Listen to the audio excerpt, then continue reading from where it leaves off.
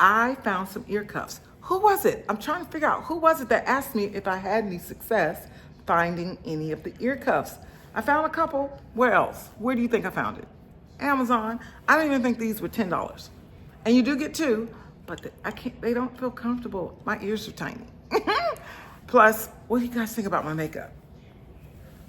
Let's get into it real quick.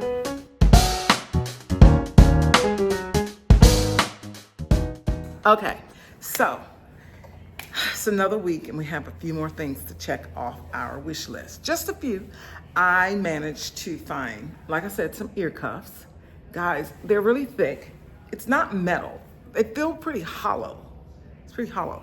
But I have tiny little ears. Like I can't wear earbuds. They don't stay in. I would need them to be clipped around my ear. I can't put both on one ear. I also ordered them in black that didn't get here in time. I will show them on one of my stories or something if you're interested in seeing what those look like. I don't think I paid $10. I think they were like $8.99.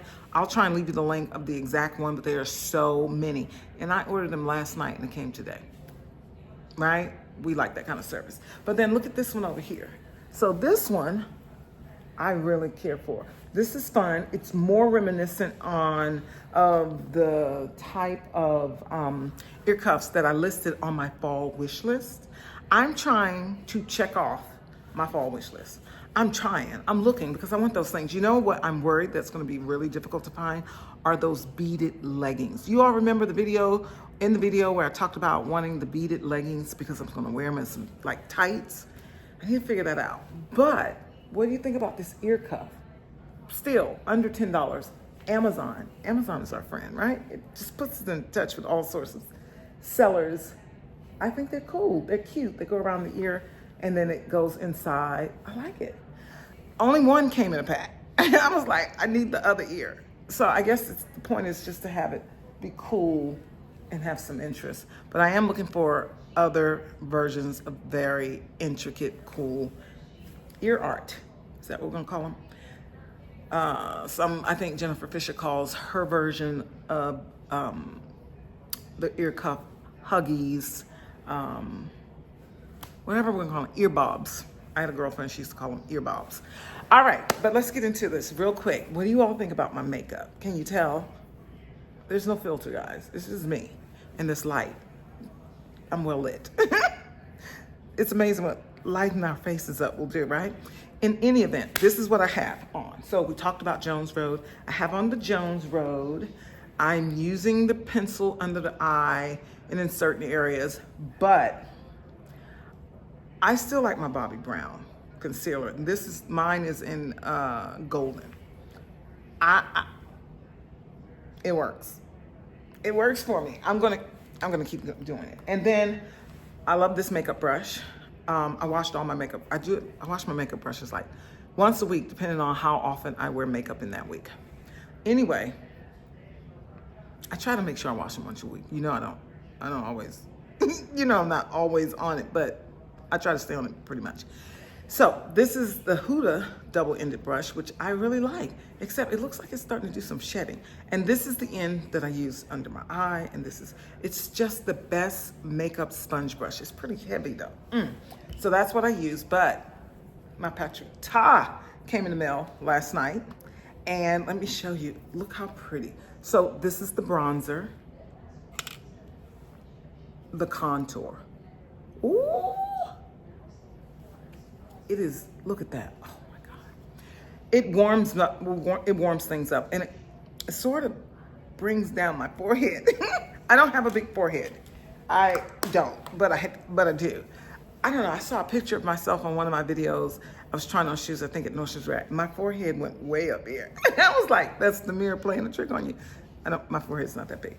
But what I am loving about the bronzer contour is that bronzing is so much easier and it's more of a flush. I feel like if I make a mistake, it's easy to repair.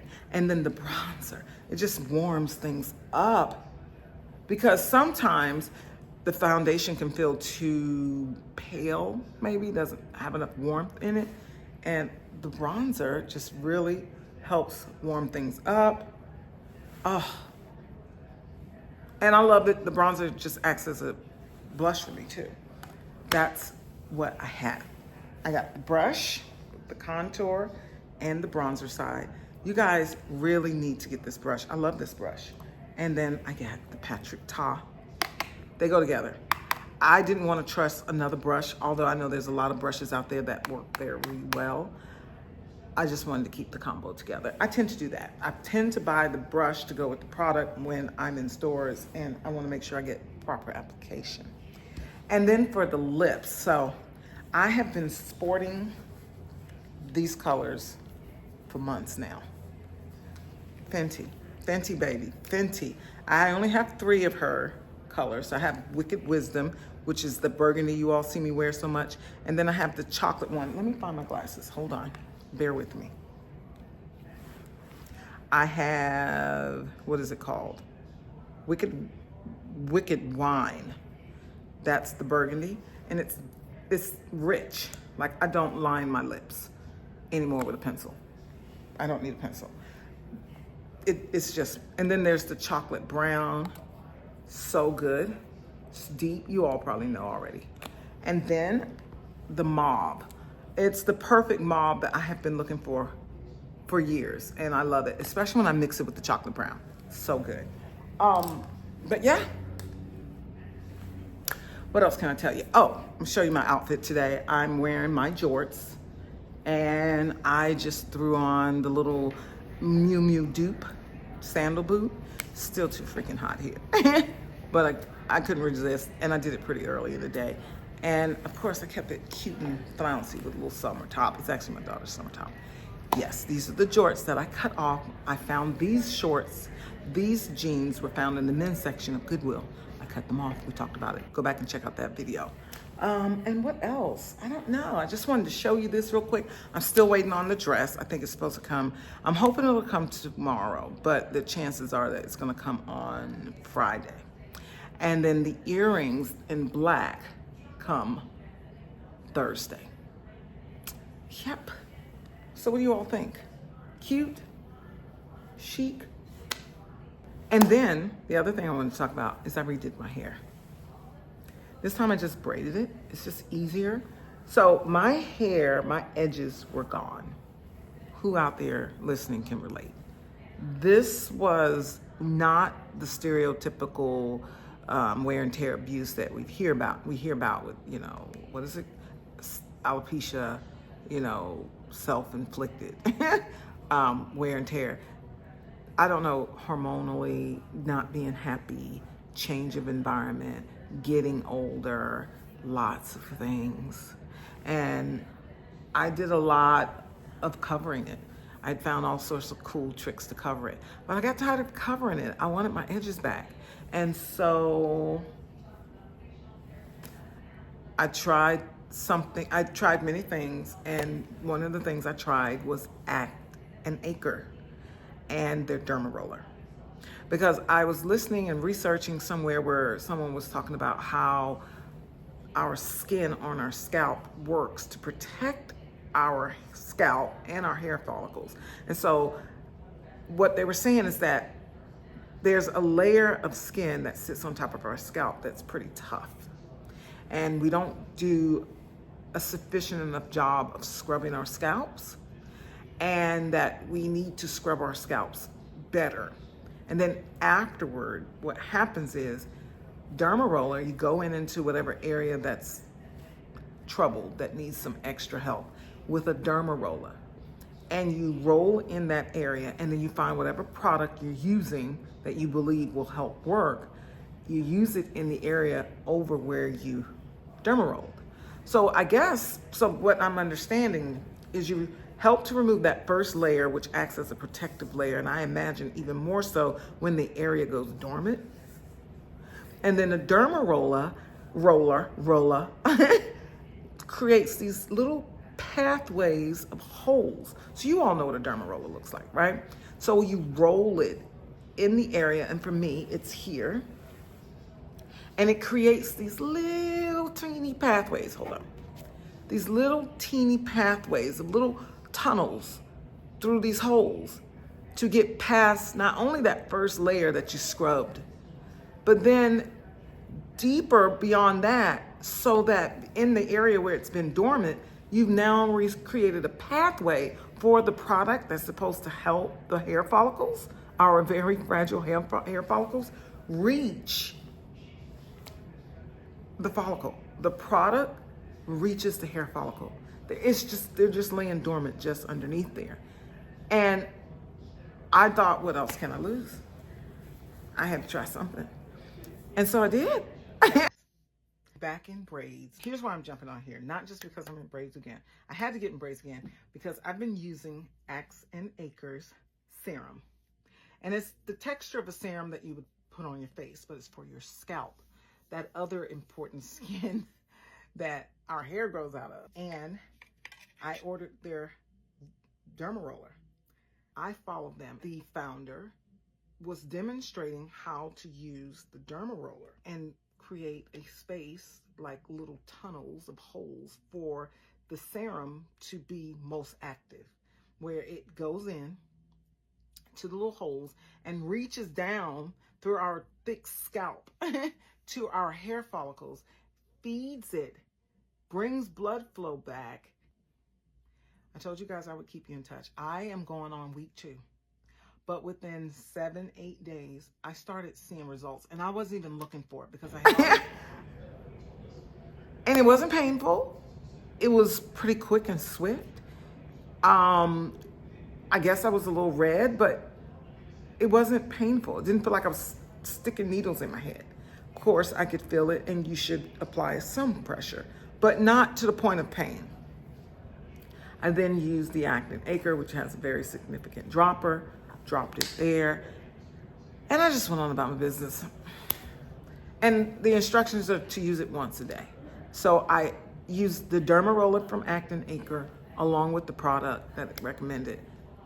And I just did it every day.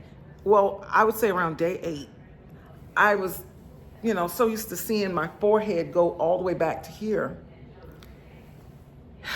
And one day I was like, I thought I hadn't cleaned my makeup well, and I thought somehow mascara or shadow or something got in my hair, and I kept trying to rub it away. And I was like, it's like smut. It was my teeny, faint, fragile points, tips of my hair line, tips poking through the little hole. I thought I would pass out. I couldn't speak. I had not seen, I didn't even remember what my hairline looked like. I had not seen this hairline in years, 10 plus. That's how long that I've been dealing with it, quietly dealing with it. 10 plus years. And here I have hair. Look at this. This is all this. Look. And then this side was worse, and it's growing back faster. Look. This is my hair.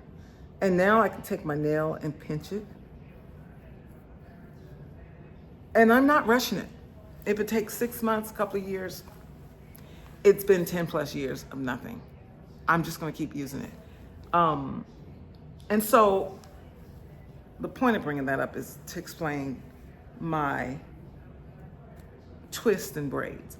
I want to be able to get to my hair every week with ease, and I want to protect my other hair strands at the same time. So these are very easy to take on and off, braid my hair up, I take my hair down, go through the procedure of cleaning my scalp, shampooing my strands once a week.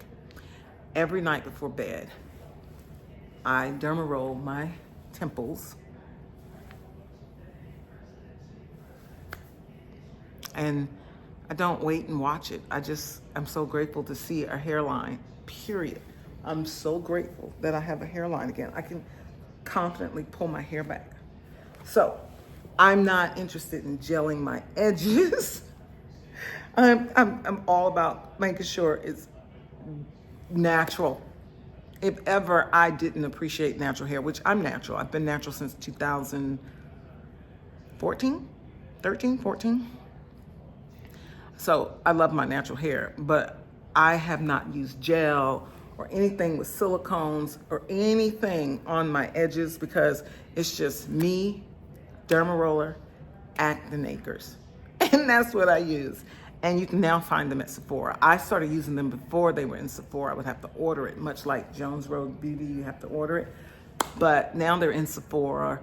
And I feel like they're at Nordstrom's, I'm not certain, but I've only ordered them through Sephora, if not through the brand directly. And I'm pretty happy. I will say, I do change out my derma roller. I really don't know how frequently. I think I might be changing it too frequently because I don't want it to dull and I don't want it to contaminate. I change it out frequently. So one of the things that I do is I now order it, the derma roller, the exact same needle width that the Acton Acre derma roller is, from Amazon. I get a 2-pack and it works. It works. And I think they're 10 or 12 bucks a two-pack in a box. But start with Acton Acre so you can tell for yourself. Do the whole thing, invest in it. I think the product is pretty significant. It's a pretty great bottle. It lasts me 30 days. I use one, I take usually one dropper, will do both sides. And I buy a bottle every 30 days. And I think it's about $48. And then their derma roller is about the same price. So their derma rollers you can buy on Amazon. Once you've experienced the right one with Acton Acre, then you decide which one you want going forward, and then you order. This is the one I use, so if you're interested in this one, go ahead, check out this one on Amazon. But Acton Acre is my product. It works, but it works with the derma roller. So the first few times that I used it, I didn't use the derma roller. And they offered a derma roller. I think the first time I used it, they hadn't used, the derma roller wasn't a part of it. I don't recall seeing a derma roller. It was months later when they were like showing us how to do it with the derma roller. And I had heard so much about using derma rollers that I thought, okay. And I just took a chance because, like I said, I had done some research. There was this big conversation about, from a doctor or someone that was talking about the layer of skin on our scalp is a protective skin, and it's tough. And you have to try to get through that first layer. And then after you've cleansed it, and you do it through a shampoo process, you can do it every night, whatever your regimen is. And then you go behind it after you've cleansed the hair and use the derma roller to add in make passages for the product that Acton Acre has created to reach the hair follicles. And then see what happens. I'm just telling you what happened for me, and I'm going to be using it for a while. Try Acton Acres, okay? What else can I share? So this is the hair I'm going to be rocking for a while. I'm enjoying it. I'm looking forward to wearing cool hats. I mean, these are so, look, they're so loose. Look at my roots. I mean, just loose. This is reminiscent of my childhood. So in the 70s and 80s, little black girls like myself, we wore plaits, most of us. Now, my hair was not this length, no, but I wore plaits. And so there would be the one plait that came to the side, the two over here, then you part the hair down the middle, and you have 4 here and 4 here, and you might connect them. That was my childhood. So I thought, you know what? From that childhood, I had an amazing head of thick, sandy hair. And I thought, sandy brown hair. So I thought, you know what? We're going to go back to our roots, okay? We are going to put some plaits back in our hair. And because we're grown folks, we need to walk around looking like that. I'm going to add some braids because I don't have that length naturally. I have a good length of hair and a good volume of hair, but I don't have this length. And I thought it was cute. So I just dressed up my childhood plaits. And I love it. I guess some of us call them dookie braids. I braid my knot underneath, so my knot is here, not on top. So it just looks like plaits, just like it did when we were children. All right, so tell me what you think. All right.